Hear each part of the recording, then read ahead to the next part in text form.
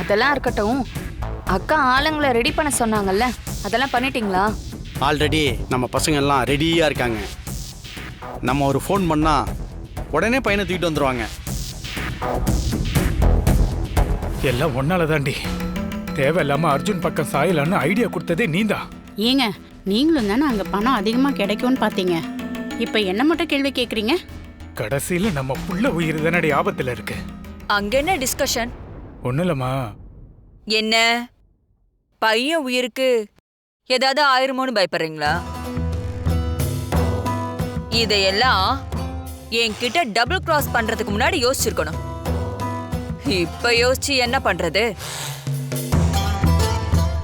இந்த காயத்ரியை பத்தி உங்களுக்கு இன்னும் முழுசா தெரியலன்னு நினைக்கிறேன். அந்த பவித்ராவை ஜெயிலுக்கு அனுப்ப உங்க பையனை கொல்றதுக்கு கூட நான் தயங்க மாட்டேன்.